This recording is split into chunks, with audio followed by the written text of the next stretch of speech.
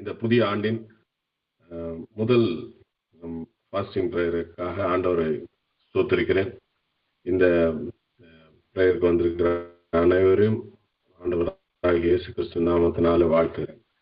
இந்த முதல் ஃபாஸ்டிங் ப்ரேயருக்கு ஆண்டவர் நமக்கு வார்த்தை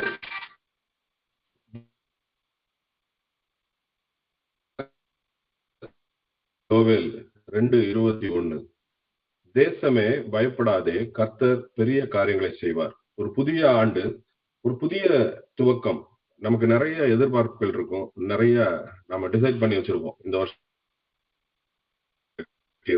அல்லது திருமணத்தை செஞ்சிடணும், அல்லது ஒரு இன்வெஸ்ட்மெண்ட் பண்ணி வைக்கணும், அல்லது நம்ம இந்த ரிட்டையர்மெண்ட் அதுக்கப்புறம் ஏதாவது செய்யணும், பிள்ளைங்களுடைய வாழ்க்கைக்காக. இது மாதிரி நம்ம நிறைய டெசிஷன்ஸ், நிறைய எதிர்பார்ப்புகள் வச்சிருக்கோம். பட் இது எல்லாம் அவருடைய சித்தத்தின்படிதான் நடக்கும். நம்ம நினைக்கிறது, உன் நினைவுகள் என் நினைவுகள் அல்ல, உன் வழி என் வழிகளும் அல்ல என்று சொல்லுகின்ற தெய்வம். ஆனாலும் கடவுள் நமக்கு கொடுக்கின்ற வார்த்தை என்னன்னா, தேசமே பயப்படாது, ஓ land fear not, be glad and rejoice, the Lord will do great things. அவர் ஒருத்தர் தான் நமக்கு பெரிய காரியங்களை செய்ய முடியும். நம்மளுடைய கைப்பலனோ அல்லது நம்முடைய முயற்சியோ நமக்கு இந்த காரியத்தை செய்ய முடியாது. அப்ப அவர் பெரிய காரியங்களை செய்கின்ற தெய்வமாக இருக்கிறார். முதலாவது காரியம், நமக்கு ஆண்டவர் சொல்லுகின்ற வார்த்தை, தேசமே பயப்படாதே, fear not. என்னைக்கு முதல் பாவம் வந்துச்சோ அன்னைக்கே இந்த பயம் வந்ததே நம்புறோம்.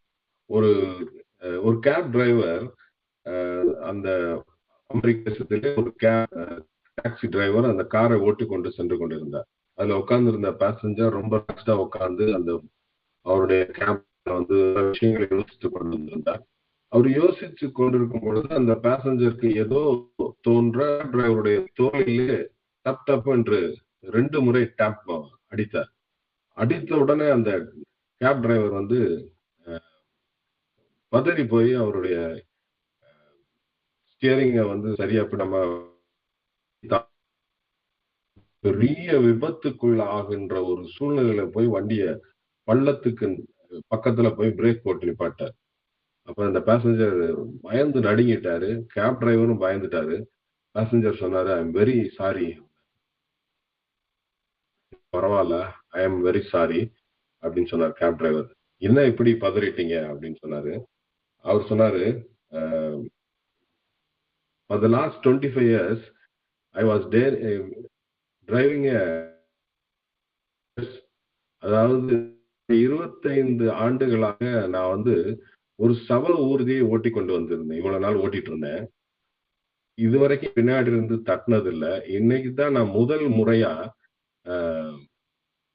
இந்த டாக்ஸியை ஓட்டுறேன். பின்னாடி இருந்து தட்டவும் நான் பயந்து போய்விட்டேன் அப்படின்னு சொன்னேன். அப்ப அந்த பயம் என்பது நமக்குள்ளவே இருக்குது. டிரைவருக்கு ஏற்பட்ட பயம், அவர் ஒருவேளை இன்னைக்கு டாக்ஸி ஓட்டுறோன்ற எண்ணம் இல்லாமல் அவர் ஓட்டி கொண்டு சென்றார். இந்த பயம் எங்க இருந்து வந்துச்சு அப்படின்னு சொன்னா, நம்ம 3:10 பாக்குறோம். அதற்கு அதாவது ஆதாம், நான் தேவரீருடைய சத்தத்தை கேட்டு தேவருடைய கேட்டு நான் நிர்வாணியாய் பயந்து ஒளிந்து கொண்டேன். நார்மலா என்ன ஆயிருக்கணும், நான் நிர்வாணியா இருப்பதனால் வெட்கப்பட்டு ஒளிந்து கொண்டேன்னு சொல்லியிருக்கணும். அதான் நியாயமான ஒரு வார்த்தை. ஆனா இங்க ஆதாம் சொல்றத பாக்குறோம், தேவனுடைய சத்தத்தை தோட்டத்திலே கேட்டு நிர்வாணியா இருப்பதனால் பயந்து ஒளிந்து கொண்டேன். அங்கே ஆக்கு ஏற்பட்ட ஒரு பயம், கீழ்ப்படியாமையினாலே ஏற்பட்ட பயம். ஆண்டவர் தோட்டத்தின் நடுவில் இருக்கிற இந்த மரத்தை கிட்ட நீ போய் பழத்தை சாப்பிட்டாங்க ஆதாம் ஏவாள். அப்ப அவங்க நிர்வாணி என்று அவர்கள் அறிந்திருக்கிறார். உனக்கு நிர்வாணி என்று சொன்னவன் யாருன்னு ஆண்டவர் கேட்கிறார். அப்ப இந்த பயம் ஷேம் ஆஃப் நேக்கட்னஸ், நான் நிர்வாணியா இருக்கிறேன்ற ஒரு வெட்கம், அவமானம். ரெண்டாவது the fear of God's response. கடவுள் என்ன செய்வாரோ, அவர் போகவே கூடாது, தொடவே கூடாதுன்னு சொன்னதை போய் நம்ம தொட்டுட்டோமே அப்படின்றது அப்பதான் ஆதாமுக்கு தோணுது. அந்த பழத்தை சாப்பிடையில ஏவாளுக்கும் தோணல, ஆதாமுக்கும் தோணல. ஆண்டவர் கேட்கும் பொழுதுதான் ஐயோ தப்பு பண்ணிட்டோமே அப்படின்னு. நிறைய நேரங்கள்ல தவறு செய்த பிறகுதான் நமக்கு அந்த பயம் வரும். அப்ப இங்க பார்க்கும் பொழுது இதுக்கு முன்னாடி வந்து ஆண்டவர் வந்து இந்த மாதிரி எந்த ஒரு கீழ்ப்படியாமையும் அவர் பார்த்தது கிடையாது. ஃபர்ஸ்ட் டைம் முதல் மனுஷன் கீழ்ப்படியாம இருக்கு. அப்ப அதுக்கு முன்னாடி நோ சின் ஹஸ் ஹேப்பன்ட். அதுக்கு முன்னாடி ஒரு பாவமுமே நிகழ்ந்தது இல்லை. அப்ப அங்க ஒரு ப்ராசஸே கிடையாது. என்ன ப்ராசஸ்? அங்க வந்து ஒரு கன்ஃபெஷன், பாவ அறிக்கை செய்யற ஒரு ப்ராசஸ் அது கிடையாது. அதுக்கப்புறம் நியாய தீர்ப்பு, ஜட்ஜ்மெண்ட் அப்படின்ற ஒரு ப்ராசஸ் கிடையாது. அதுக்கப்புறம் ரெஸ்டரேஷன், திரும்ப மீட்டு கொண்டு வருதல் அல்லது ரிடம்ஷன், மீட்பு, இது எந்த ப்ராசஸுமே கிடையாது. ஆண்டவர் வந்து பயங்கர கோவம். என்னடா சொன்னதை கேட்கலன்னு முதல்ல ஃபர்ஸ்ட் இப்போ அல்ல வேற பேச்சோ கிடையாது. அடுத்த நிமிஷமே 3 பேருக்கு 3 பனிஷ்மெண்ட். பாம்புக்கு ஒரு சர்ப்பத்துக்கு ஒரு பனிஷ்மெண்ட், ஆதாமுக்கு ஏவாளுக்கு எல்லாருக்கும் பனிஷ்மெண்ட் அங்க கொடுக்கறத பாக்குறோம். அப்புறம் ஆண்டவர் பார்த்துட்டே வர்றாரு. காலப்போக்கில் மனிதனின் நடவடிக்கைகள்ல கொலை, மீறுதல்கள், அக்கிரமங்கள், பொய் சொல், திருட்டு, பிற பொருளை தொடர்ந்து நிகழ்ந்து கொண்டே இருக்கும் பொழுது ஆண்டவர் பல முறை அவர்களை தண்டித்தும் மன்னித்தும்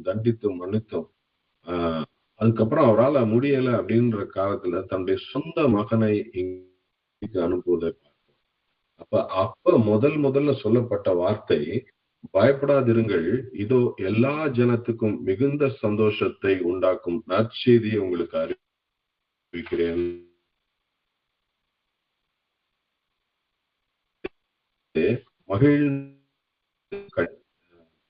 பயப்படாதிருங்கள், இதோ எல்லா ஜனத்துக்கும் மிகுந்த சந்தோஷத்தை உண்டாக்கும் நற்செய்தியை உங்களுக்கு அறிவிக்கிறேன்.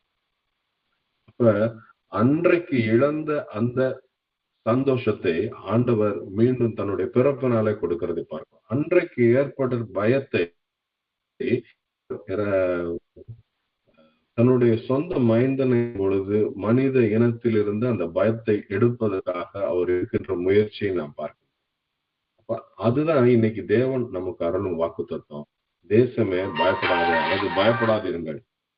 இன்னைக்கு நம்மகிட்ட ஃபியர் ஆஃப் டிசீசஸ், வியாதி குறித்த பயம், ஃபியர் ஆஃப் பினான்சியல் கிரைசிஸ். நிறைய நேரங்கள்ல இந்த எப்படி இந்த அமௌண்ட்டை வச்சு எப்படி செய்யறது, திடீர்னு கடன் ஆயிடுச்சு, நிறைய ஆயிடுச்சு, எதிர்காலத்தை குறித்த பயம், ஃபியர் ஆஃப் ஹெல்த், உடல்நிலை குறித்த பயம், ஃபியர் ஆஃப் எம்ப்ளாய்மெண்ட் கிரைசிஸ், தன்னுடைய பணி பாதுகாப்பு. இன்னைக்கு பாத்தீங்கன்னா 40-45 வயசுல நிறைய பேரை வேலையை விட்டு அனுப்பிச்சிட்டாங்க. யூஎஸ்ல, இந்தியால 3000 பேர் அனுப்பிச்சிட்டோம், 10,000 பேர் அனுப்பிச்சிட்டோம்னு சொல்றாங்க. அப்ப அவங்க அந்த பணி பாதுகாப்பை குறித்த ஃபியர் ஆஃப் கண்ட்ரிஸ் ஃபியூச்சர். நேற்று ட்ரம்ப் சொல்லியிருக்காரு, கனடா, மெக்சிகோலாம் எங்களோட சேர்ந்துட்டா பரவாயில்ல. எவ்வளவு அதிகாரத்தனமா இருக்கு. ஆனாலும் அதற்கான முயற்சிகளை அவர் செய்வாரு அப்படின்னு சொல்றாங்க. அப்போ ஒரு தேசத்தின் எதிர்காலத்தை குறித்த பயம், அதுக்கப்புறம் அதை குறித்த பயம், தோல்வியை குறித்த பயம், லோன்லினஸ், தனிமை குறித்த பயம், எதிரிகள், இது மாதிரி பயம் பல வகைகள்ல நாம் பயத்தை நாம் பார்க்கின்றோம். ஆண்டவர் நமக்கு தெளிவாக சொல்லுகின்ற வார்த்தை, பயப்படாதே, பயப்படாதிருங்கள், பயப்படாதே. இதுதான் ஆண்டவர் நமக்கு கொடுக்கின்ற வார்த்தை. இப்ப இங்க நீங்க பார்க்கும் பொழுது மோசேவுக்கு, அங்க யோசுவாவுக்கு ஆண்டவர் என்ன சொல்றாரு அப்படின்னு சொன்னா, யோசுவா 1வது அதிகாரத்துல, நான் மோசையோட இருந்தது போல உன்னோடும் இருப்பேன். இன்னைக்கு ஒரு எக்ஸாம்பிள சொல்றாரு. நான் மோசையோட இருந்ததை நீ பார்த்திருக்காரு. குழந்தையா இருந்திருப்பாரு. ஒருவேளை எகிப்திலிருந்து வரும் பொழுது யோசுவா தன்னுடைய ஒவ்வொரு பருவத்திலும் அங்கே வந்து மோசே என்னென்ன செய்திருக்கிறார், ஒருவேளை செங்கடலை பிளந்தது அவர் பார்த்திருப்பாரு. அதுக்கடுத்து பாத்தீங்கன்னா பகல்ல மேக ஸ்தம்பமும் இரவுல அக்னி ஸ்தம்பத்தையும் வச்சு ஆண்டவர் வழி நடத்தினதை பார்த்திருப்பாரு. அதுக்கடுத்து மாறாவின் தண்ணீரை வந்து கசப்பா இருந்த தண்ணீரை தித்திப்பாக மாற்றினதை யோசுவா பார்த்திருப்பாரு. அதுக்கப்புறம் பாத்தீங்கன்னா கற்பாறையில நீரூற்றை கொண்டு வந்ததை பார்த்திருப்பாரு. தொடர்ந்து பெரிய ராஜாக்கள் வெற்றி கொண்டத, அந்த பிரச்சனைகளை அவர் மக்கள் மத்தியில ஏற்பட்ட பிரச்சனைகளை முறியெடுத்தது எல்லாத்திலையும் ஆண்டவருடைய கரம் மோசையோடு இருந்தது போல உன்னோடும் இருப்பேன். இன்னைக்கு ஆண்டவர் நமக்கு சொல்ற வார்த்தை அதுதான். இனி என்னோடும் இருக்க போகிற ஆண்டவர், உங்களோடும் என்னோடும் இருக்க போகின்ற ஆண்டவராக, மோசையோடும் யோசுவாவோடும் இருந்த ஆண்டவர் இனி நம்மோடும் இருக்கின்ற ஆண்டவராக இருக்கின்றார். அவர் திடமனதாயிரு, திகையாதே, கலங்காதே. தொடர்ந்து சொல்றாரு, நான் உன்னை விட்டு விலகுவதும் இல்லை, உன்னை கைவிடுவதும் இல்லை. ஏன் நீ பலம் கொண்டு திடமனதா இருக்கணும்? ஏன் நீ பயப்படக்கூடாது?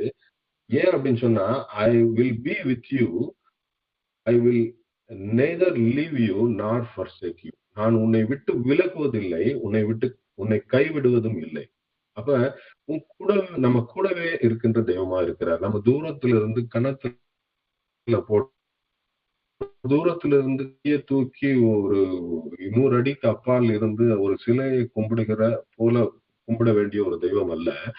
என் உள்ளே, என் உள்ளத்தின் உள்ளே, என் அருகே என்னுடைய வலதுகையை பிடித்து கொண்டு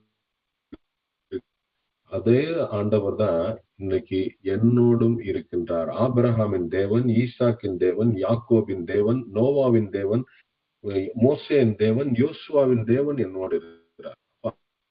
அவர்களுக்கு என் வாழ்விலும் அவராலே செய்ய முடியும். ஏசாயா 41:8 வசனத்திலிருந்து 20 வசனம் வரைக்கும் நம்ம பார்க்கும் பொழுது, நான் உனக்கு துணை நிற்கிறேன் என்று சொல்றேன். உன்னோடும் இருப்பேன் யோசுவாட்ட சொன்னாரு. 2வது, நான் உன்னை விட்டு விலகுவதும் இல்லை, உன்னை கைவிடுவதும் இல்லைன்னு சொன்னாரு. 3வது, இங்க ஏசாயால இஸ்ரவேல் மக்களுக்கு சொல்லும் பொழுது, நான்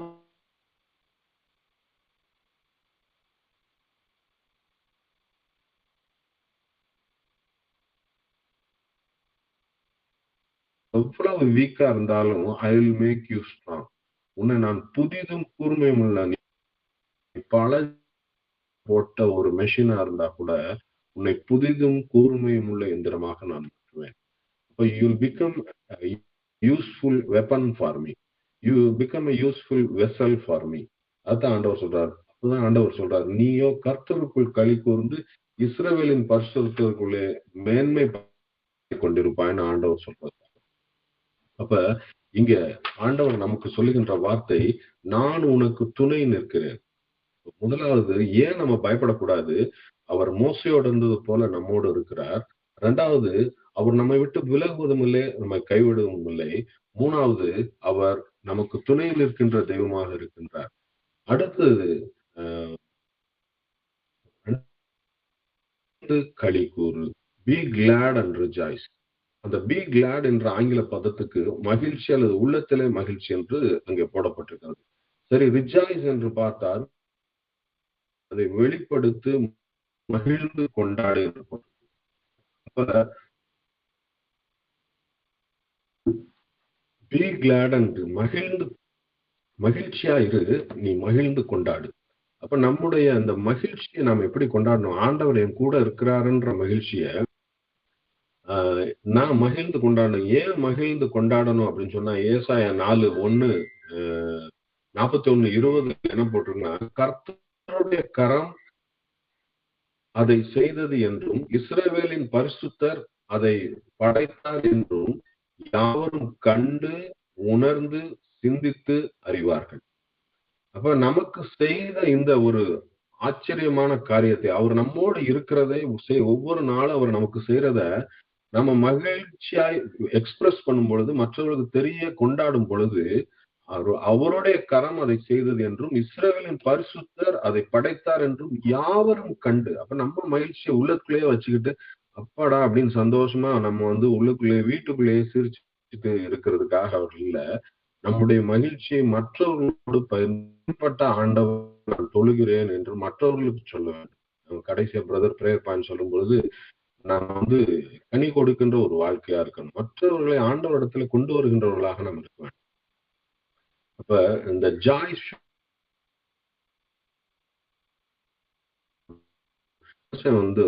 ஒரு ஆள் தேம்ஸ் நதியினுடைய பெரிய பிரிட்ஜ் வளைவா போட்டிருப்பாங்க. அந்த தேம்ஸ் நதியோட பிரிட்ஜ் மேல உயரத்துல நின்றுட்டு அவன் குதிக்க போறேன், தற்கொலை செஞ்சுக்க போறேன்னு சொல்லி அங்க நின்றுட்டு இருந்தான். கீழே பெரும் கூட்டம் அங்க வேடிக்கை பார்த்துட்டு இருக்கு. ஒரு சர்ஜென்ட் அவர் வேடிக்கை பார்த்துட்டே இருந்தவர் மனசு கொடுக்க முடியாம கொஞ்சம் கொஞ்சமா அவனோட பேச்சு கொடுத்து கொண்டு அப்படியே மேலே ஏறி அவனுடைய அருகிலே சென்று விட்டார்.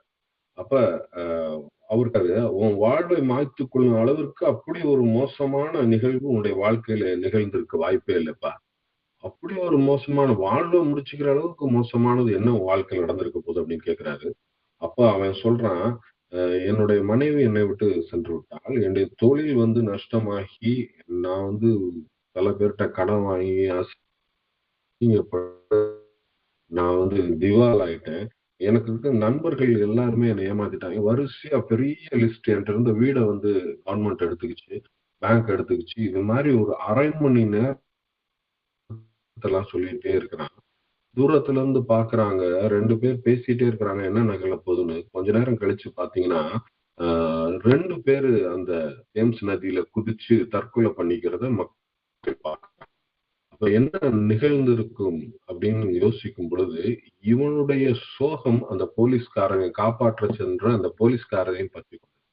ஆனா ஆண்டவர் நம்மகிட்ட சொல்றது, அவர் ஜாய் ஷுட் பி கண்டேஜியஸ். நம்முடைய மகிழ்ச்சி ஆண்டவருக்குள் நமக்கு இருக்கின்ற மகிழ்ச்சி மற்றவர்களை பற்றிக்கொள்ளும். நம்ம சோகம் பற்றிக்கொள்ளக்கூடாது.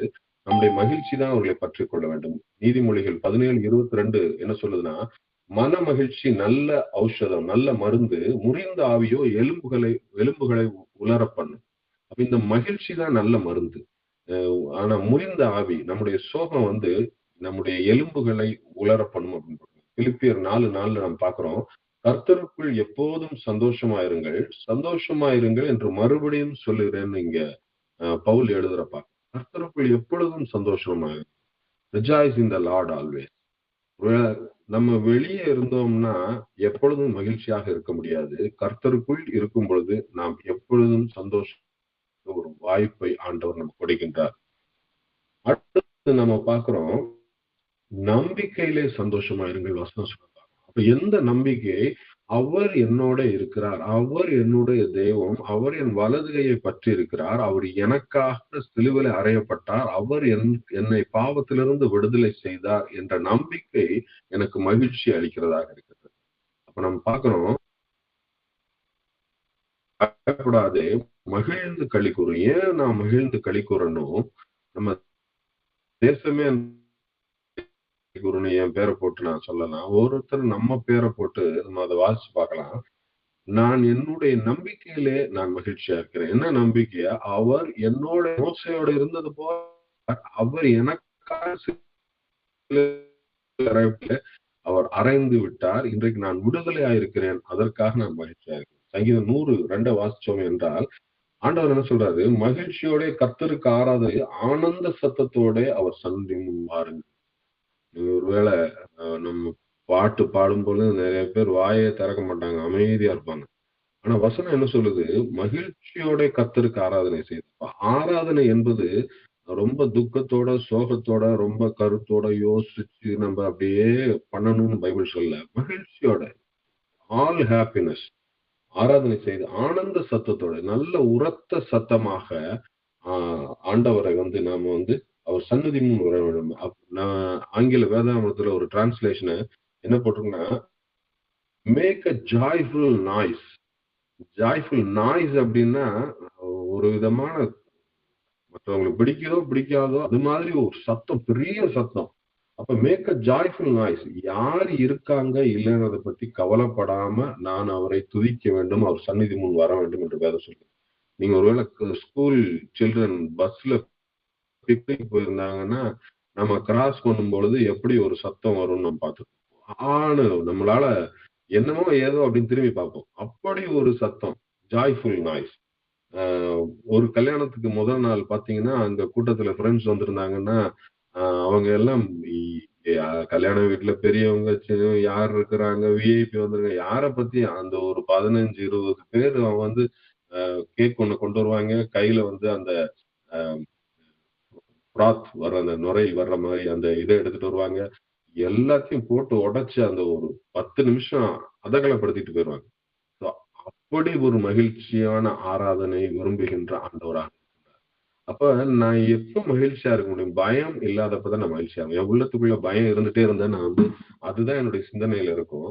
அதனாலதான் அவர் பயப்படாதே, மகிழ்ந்து களி கூறு, நான் கூட இருக்கிறேன்.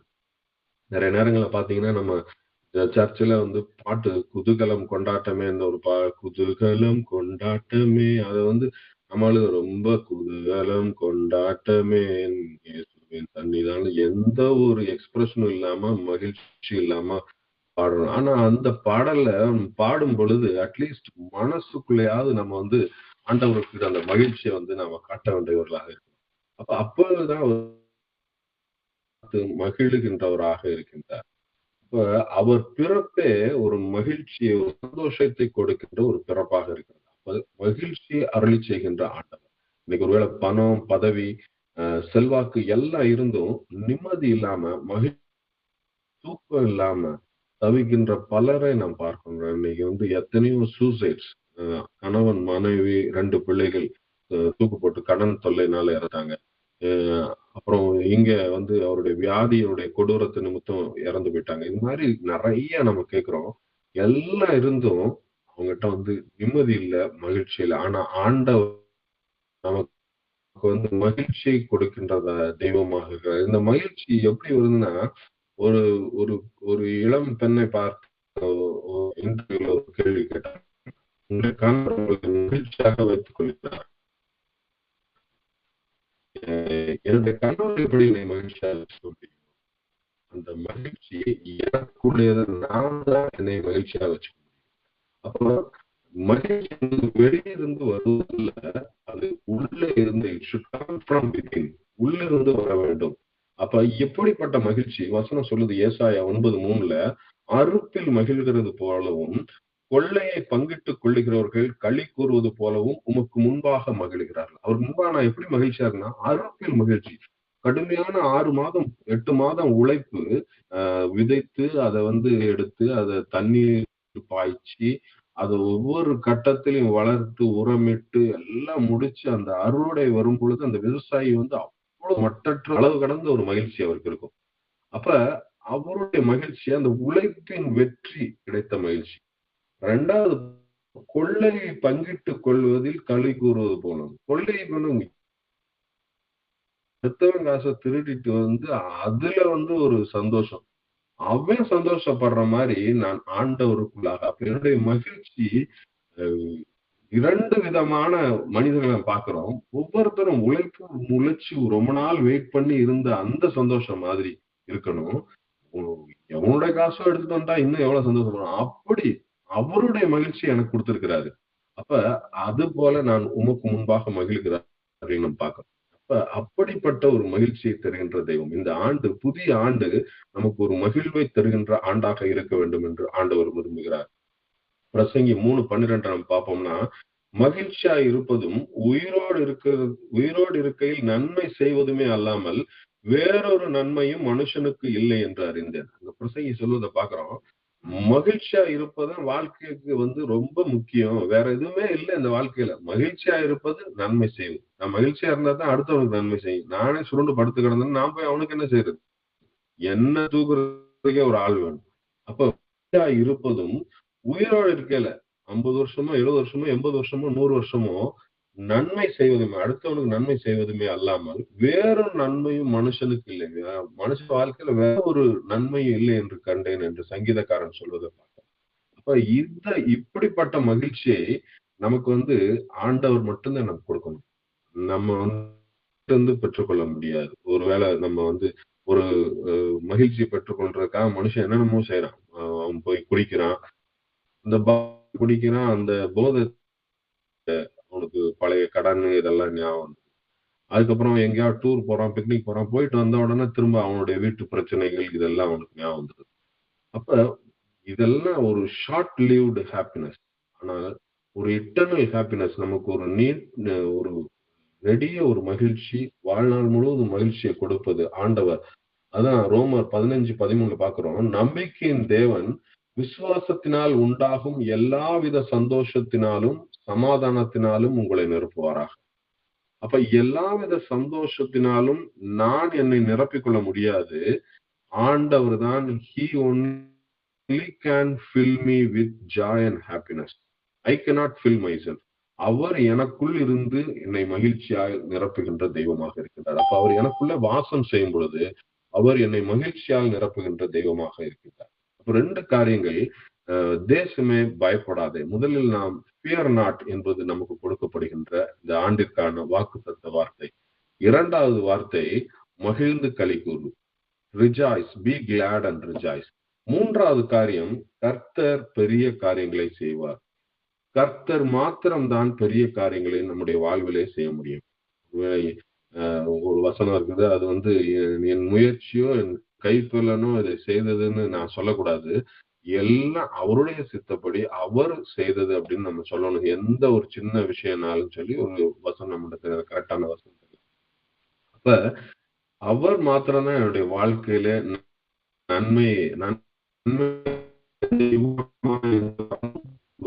ஜோதிகளின் இறங்கி வரும். Any good thing comes from the Lord. எந்த ஒரு பெரிய காரியமும் என் வாழ்க்கையில அவர் மாத்திரம். ஒரு திருமணம் நடக்குதா, அது அவரால் நம்ம வாழ்க்கையில செய்யும். ஒரு வேலை கிடைக்குதா, அது அவர். ஒரு ப்ரொமோஷன் கிடைக்குதா, அது அவர் கொடுத்த ப்ரமோஷன். ஒரு வீடு கட்டுறனா அது அவர் கொடுக்கின்ற வீடு. ஒரு கார் வாங்கினா அது அவர் எனக்கு. நான் என்னுடைய முயற்சியினால அப்படின்னு சொல்லி விழுந்து போயிட்டோம்.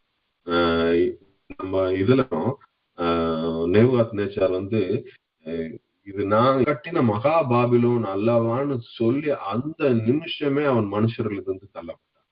அப்ப நாம் நம்மை தாழ்த்துகிற பொழுது ஆண்டவர் பெரிய காரியங்களை செய்கிறார்.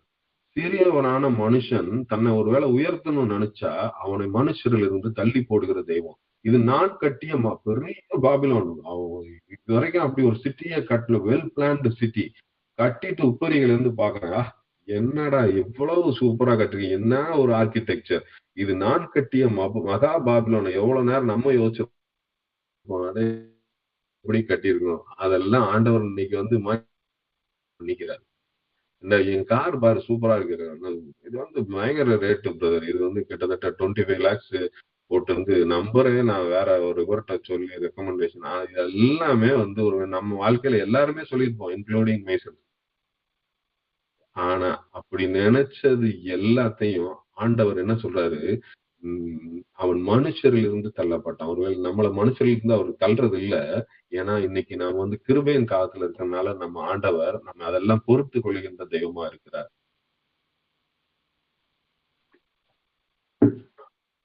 அப்ப அவர் நம்முடைய வாழ்க்கையில எப்படி அவர் பெரிய காரியங்களை செய்ய முடியும்? அவர் மாத்திரம்தான் செய்ய முடியும். ஏன் அப்படின்னு சொன்னா ஆதியாகமம் 1:2 பாக்குறோம். முதல்ல பூமி எப்படி இருந்துச்சு? பூமியானது ஒழுங்கின்மையும் வெறுமையுமா இருந்தது. There was nothing. வெறும் நல் அண்ட் வாய்டு. ஒண்ணுமே வெறுமை தான் அங்க இருந்துச்சு. ஒண்ணுமே இல்ல. என்ன இருந்துச்சுன்னே சொல்ல முடியாது. அப்ப எல்லாமே நத்திங் வாஸ் ரெகுலர். எல்லாமே இரகுலரா, இம்ப்ராப்பரா என்னென்ன இருக்கணுமோ எவ்வளவு என்னென்ன மோசமா அப்படி ஒரு சிச்சுவேஷன் நம்ம பார்த்திருக்க மாட்டோம். அப்படி இருந்த பூமிய 2வது அதிகாரம் ஆதியாகமம் 2:2 பாக்குறோம். தாம் உண்டாக்கின தம்முடைய கிரியைகளை எல்லாம் முடித்த பின்பு 7ஆம் நாளிலே ஓய்ந்திருந்தார். 7 நாட்கள்ல ஒரு உலகத்தையும் அதனை ஆளுவதற்கு மனித இனத்தையும் ஆண்டவர் படைக்கின்றதை பார்க்கிறோம். அப்ப அப்படிப்பட்ட அண்ட சராசரத்தையும் படைத்த தெய்வம் தான் என்னுடைய வாழ்க்கையிலே பெரிய காரியத்தை செய்ய முடியும். நான் செய்ய முடியுமா? நான் செஞ்சிருவேன்னு நினைச்சா அது என்னால முடியவே முடியாது. ஒருவேளை ஆண்டவர் நம்முடைய வாழ்க்கையில காரியத்தை செய்வதற்கு காலம் தாழ்த்துகிறார் என்றால் அவர் தன்னுடைய நேரத்திற்காக வெயிட் பண்றாருன்னு. நம்ம இதை கேட்கப்படலன்னு நம்ம நினைக்க வேண்டியது இல்லை. ஆபிரகாமுடைய வாழ்க்கையில பாத்தீங்கன்னா ஆபிரகாம் 17:1 பாக்குறோம். ஆபிரகாம் 99 வயதான போது கர்த்தர் ஆபிரகாமுக்கு தரிசனமாகி, நான் வல்லமையுள்ள தேவன், நீ எனக்கு முன்பாக நடந்து கொண்டு உத்தமனாயிரு, நான் உனக்கும் எனக்கும் நடுவாக ஒரு உடன்படிக்கை ஏற்படுத்தி உன்னை மிகவும் திரளாய் பெருக பண்ணுவேன் என்றார். அப்போ 99 வயசு ஆகுது. வாய்ப்பே இல்ல. நம்ம ரோமன்ல பாக்குறோம், அவன் தன் சரீரம் செத்து போனதையும் சாராளுடைய கற்பம் செத்து போனதையும் என்ன அப்படி ஒரு விஷயமே அவன் தாட்ல வரவே இல்லை. ஐ எம் ஹெல்ப்லெஸ், எனக்கு எந்த ஸ்ட்ரென்த்தும் கிடையாது. சாரா cannot bear a child. இது ரெண்டுமே அவருடைய மனதுல ஒரு துளி 1% கூட தோணல.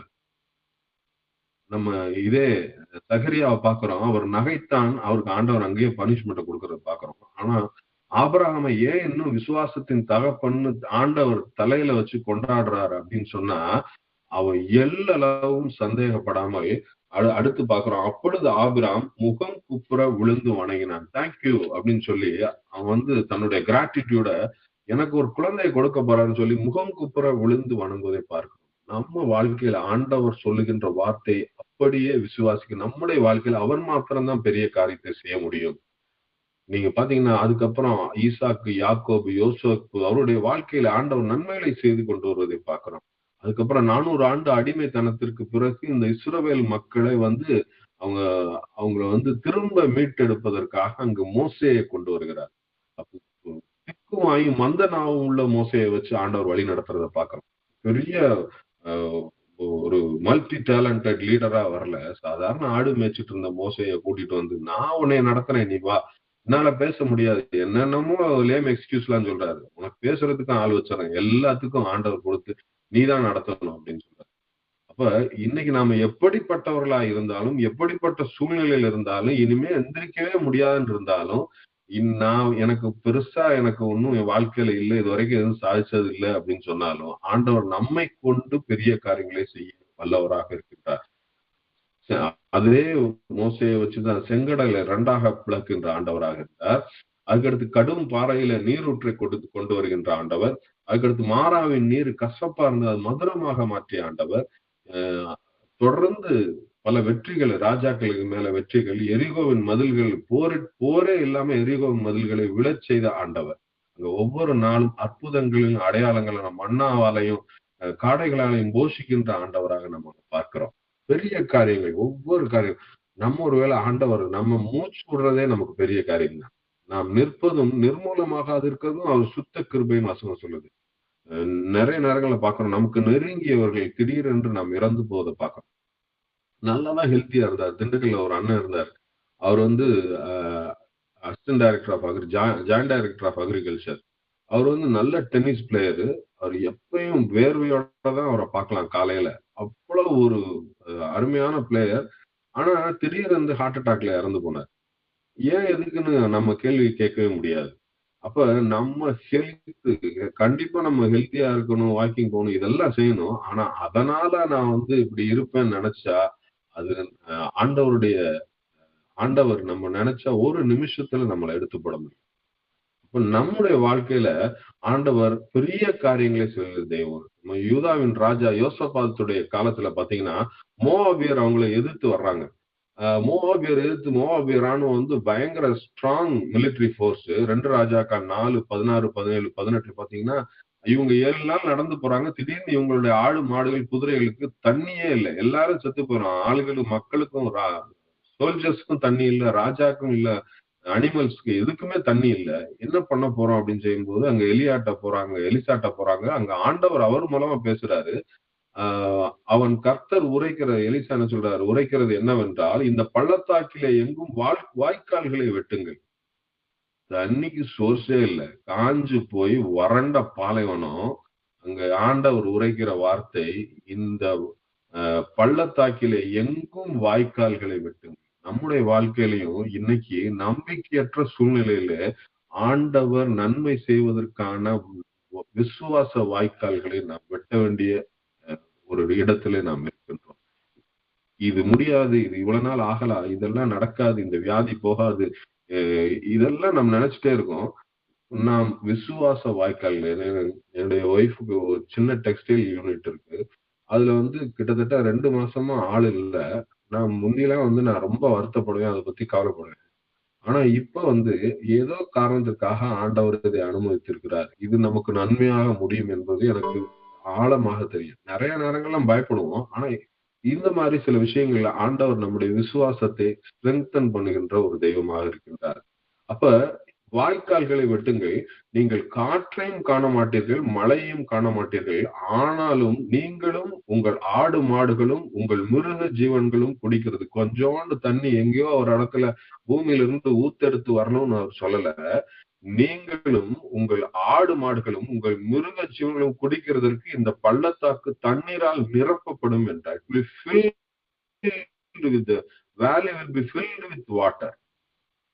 அப்படியாக ஆண்டவர் கொஞ்சோண்டு ஆசீர்வாதத்தை கொடுக்கிறதையும் இல்ல, அவர் life will be filled with happiness and blessings. நம்முடைய வாழ்க்கையை இந்த ஆண்டிலே ஆண்டவர் நன்மையாலே முடிசூட்டுகிறார். நன்மையாலே முடிசூட்டுவது இந்த ஆண்டிலே நம்முடைய வாய்க்கால்களிலே தண்ணீரை முழுவதுமாக நிரப்புகின்றவர். அங்க என்ன நடக்குது? தண்ணி குடிச்சது மட்டுமல்ல, அங்கே ஒரு கல்ல ரெண்டு மாங்கன்ற மாதிரி தண்ணீரை நிரப்பின ஆண்டவர் அந்த தண்ணீரை பார்த்து அவங்க அங்க எல்லாம் தூரத்துல இருக்க மோவாபியர் அவங்களுக்குள்ளே இந்த யூதாவின் ராஜா, இஸ்ரவேலின் ராஜா அவங்களுக்குள்ளே அடிச்சு செத்து போயிட்டாங்கன்னு நினைச்சிட்டு இங்க வரும் பொழுது, இங்க பதுங்கி இருந்த இந்த இஸ்ரேலிய யூத ராணுவங்கள் அவங்களை அடிச்சு துரத்தி துவம்சம் பண்ணிவதை பார்க்கின்றோம். அங்கே ஆண்டவர் மிகப்பெரிய ஒரு அற்புதத்தை செய்தார். அப்ப இந்த யூதா மக்களுடைய, இஸ்ரேல் மக்களுடைய வாழ்க்கையில தொடர்ந்து அற்புதங்களை செய்கின்ற ஆண்டவராக அவரை நாம் பார்க்கின்றோம். அப்ப அந்த மீதியானியர் அங்கிருந்து இந்த மோவாபியர் ஓடி போறதை பார்க்கிறோம். அதே மாதிரி நியாயாதிபதிகள்ல பார்த்தோம்னா கிதியோன் நிறைய பேரோட அந்த மீதியானிய ராணுவத்தை எதிர்த்து போறாரு. எப்ப நிறைய பேர் இருக்காங்க, நாளைக்கு என்ன சொல்லுவாங்கன்னா நாங்க தான் கஷ்டப்பட்டு ஜெயிச்சோம்னு சொல்லுவாங்க. இவங்களை பூரா முதல்ல ஏதாவது கழிச்சு கட்டி வீட்டுக்கு அனுப்பு அப்படின்ற முதல்ல ஒரு காரியத்தை சொல்றாரு. ரெண்டாவது இவங்க எல்லாம் கையில தண்ணியை குடி, யார் யார் வந்து தண்ணியை எப்படி குடிக்கிறான்னு பாருன்ற அதை வச்சு எல்லாம் கழிச்சு கடைசியில 300 பேரை மட்டும்தான் எடுக்கிறார் ஆண்டவர். 300 பேரை வச்சு 1,00,000 பேர் இருக்கிற ராணுவத்தை ஜெயிக்க முடியுமானா முடியவே முடியாது. அப்ப அப்படி சூழ்நிலையில அந்த 300 பேர் எக்காலம் மட்டும் ஊத வச்சு ஆண்டவர் அங்கே அவர்களை தங்களுக்குள்ளே அடிக்க வச்சு அவர் அந்த மீதியானிய ராணுவத்தை அழித்து போடுவதை பார்க்கிறோம். அப்ப அவர் நினைச்சா நம்முடைய வாழ்க்கையில எப்படிப்பட்ட அற்புதத்தையும் எப்படிப்பட்ட சூழ்நிலையும் அவரால் செய்ய முடியும். அதான் சங்கீதம் 46:10 பார்க்கிறோம். நீங்கள் அமர்ந்திருந்து நானே தேவன் என்று அறிந்து கொள்ளுங்கள். You just sit and watch. நம்முடைய வாழ்க்கையில நம்ம முயற்சி எடுத்து நிறைய நேரம் பல விஷயங்கள தோல்விட்டு இருப்போம். ஆண்டவர் நமக்கு சொல்றது, நீங்கள் அமர்ந்து ஜஸ்ட் சிட் அண்ட் வாட்ச். யாத்திராகமம் 14வது அதிகாரம் 13-14 பார்த்தீங்கன்னா அங்க எகிப்திய ராணுவம் துரத்திட்டு வர்றாங்க. அப்பொழுது மோசே ஜனங்களை நோக்கி, பயப்படாதிருங்கள், நீங்கள் நின்று கொண்டு இன்று கர்த்தர் உங்களுக்கு செய்யும் ரட்சிப்பை பாருங்கள். இன்று கர்த்தர் உங்களுக்கு கொடுக்கின்ற விடுதலை, இந்த பிரச்சனையில இருந்து ஒரு பெரிய விடுதலையை கொடுக்கிறார். நீங்க எப்படி பார்க்க போறீங்க? Just stand and watch. அமர்ந்திருந்துன்னு சொல்றாரு அங்க சங்கீதக்காரன். இங்க நின்னுட்டே பாருங்கப்பா, நின்னுட்டு பாரு, என்ன நடக்குதுன்னு மட்டும் பாரு, நீ ஒன்னும் செய்யாத அப்படின்னு சொல்றாரு. இன்றைக்கு நீங்கள் காண்கின்ற எகிப்தியரை இனி என்றைக்கும் காண மாட்டேன். இன்னைக்கு ஒருவேளை நம்ம வாழ்க்கையில பிரச்சனை என்கின்ற எகிப்தியன் நம்முடைய வாழ்க்கையில அங்கேயும் எங்கேயும் இருக்கிறத நம்ம பார்க்கிறோம், பிரச்சனைகளை உருவாக்குறோம். இன்றைக்கு பார்க்கின்ற இந்த எகிப்தியனை இனி நாம் என்றைக்கும் பார்ப்பதில்லை என்று ஆண்டவர் நமக்கு வாக்குத்தத்தம் கொடுக்கின்ற தெய்வமாக இருக்கின்றார். கர்த்தர் உங்களுக்காக யுத்தம் பண்ணுவார், நீங்கள் சும்மா இருப்பீர்கள் என்றார். ஏன்னா ஆண்டவர் எவ்வளவு வல்லமையுள்ள தேவன்னு ஒவ்வொரு நிமிடமும் அவர் காட்டிக்கொண்டே இருக்கின்றார். நீங்க வந்து சும்மாதான் இருப்பீங்க, நீங்க ஒண்ணுமே செய்ய தேவையில்லை, நீங்க சும்மா வேடிக்கை பாரு. நம்முடைய வாழ்க்கையில பிரச்சனைகளை நம்ம ஜெபித்து கொண்டே வேடிக்கை பார்த்து கொண்டிருந்தால் போதும், அதை மாற்றுகின்ற பெரிய காரியங்களை செய்கின்ற தெய்வமாக இருக்கின்றார். அதே மாதிரி ஒருவேளை நம்முடைய வாழ்க்கையில இதுவரைக்கும் நாங்க ஜெபித்துட்டு தான் இருக்கோம், ஆனா இன்னும் நடக்கல அப்படின்னு சொன்னா பிரசங்கி சொல்றாரு 3:11 அவர் சகலத்தையும் அதினதின் காலத்தில் நேர்த்தியாய் செய்கிற தேவன். எப்ப செய்யணும்னு அவருக்கு தெரியும். அங்க கானா ஊர்ல தன்னுடைய முதல் அற்புதத்தை செய்யும் பொழுது அங்க வந்து அவங்களுடைய தாய் வந்து சொல்றாங்க, அங்க திராட்சரசம் தீர்ந்து போச்சு, ஒரு பெரிய அவமானம், நம்ம வந்திருக்கிற கல்யாணத்துல எப்படி ஆகி போச்சு அப்படின்னு சொல்லி. என் வேலை இன்னும் வரவில்லை. My time has not come. அவருடைய வேலையின்படி அவருக்கு தெரியும் எப்ப செய்யணும்னு. நம்ம நினைப்போம் இப்ப செஞ்சா பரவாயில்லன்னு. நான் வீடு கட்டுறப்ப நான் வந்து எனக்கு 48 இயர்ஸ், எனக்கு 2 வருஷத்துக்கு முன்னாடிதான், நான் 1.5 வருஷத்துக்கு முன்னாடி எனக்கு 48 வயசு முடிஞ்ச பிறகுதான் என்னால வீடு கட்ட முடியும். என்கிட்ட ஒரு நேரத்துல என் கையில வந்து கிட்டத்தட்ட 40 lakhs ஒரு 5 years பேக் கேஷா வச்சிருந்தேன். ஆனா அப்பயும் கட்ட முடியல. அவர் எப்ப நினைக்கிறாரோ அப்பதான் அதினதின் காலத்தில் நேர்த்தியாச்சு. ஆனா நான் நினைச்சதை விட என்னால நல்ல வீடா என்னால ஆண்டவர் கட்டி கொடுத்தார். நான் நினைச்சதை விட கஷ்டப்படாம நான் அதுக்கப்புறம் என்னைக்கு வந்து கட்டி முடிச்சுட்டு எனக்கு வந்து எனக்கு இது சப்சிடி போக 35,000 36,000 38,000 பிடிக்கிறாங்க. போன வேஜ் ரிவிஷன்ல 38,000 அது ஆட்டோமேட்டிக்கா கூடிடுச்சு. எந்த பேர்டனும் இல்லாம அப்படி நமக்கு அதாவது நம்மளை கஷ்டப்படாம செய்யணும்னு நம்ம நினைக்கிறோம். நம்ம கஷ்டப்பட்டு கட்டுவோம் நம்ம நினைக்கிறோம். அப்ப ஆண்டவர் பெரிய காரியங்களை செய்கிற தெய்வம். ஆனால் அதின் காலத்திலே நேர்த்தியாய் செய்கின்ற தெய்வமா இருக்கிறார். அதான் மார்த்தாளுக்கு ஆண்டவர் சொல்றாரு, நீ விசுவாசித்தால் தேவனுடைய நம்ம நினைக்கிறது 4 நாள் ஆயிற்றே நாருமே, ஐயோ எல்லாம் முடிஞ்சு போச்சு, இனிமே என்ன பண்றது? ஆனால் ஆண்டவர் சொல்லுகின்ற வார்த்தை, நீ விசுவாசித்தால் தேவனுடைய மகிமை காண்பாய். இன்னைக்கு ஆண்டவர் நமக்கு கொடுத்திருக்கின்ற இந்த வார்த்தை, தேசமே பயப்படாதே, மகிழ்ந்து களிகூறு, கர்த்தர் பெரிய காரியங்களை செய்வார். பயப்படக்கூடாது, நாம் பயப்பட வேண்டாம் என்று ஆண்டவர் நாம் விரும்புகின்ற ஒரு தெய்வமா இருக்கிறார். தேசமே பயப்படாதே, பயப்படாதிருங்கள், இதோ எல்லா ஜனத்துக்கும் மிகுந்த சந்தோஷத்தை உண்டாக்கும்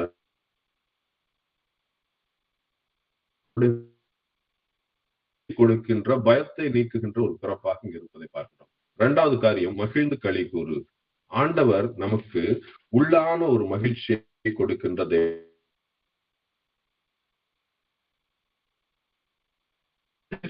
ஒருவரும்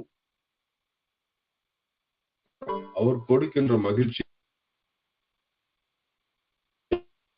அது சந்தோஷமாக மாறும், அது நிறைவா இருக்கும். அது அவர் கொடுக்கின்றது எடுத்துக்கொள்ள முடியாது என்று யோவான் 16:20 பார்க்கிறோம். மூன்றாவது காரியம், அவர் மாத்திரம்தான் நம்முடைய வாழ்க்கையிலே செய்கின்ற தெய்வமாக இருக்கிறார்.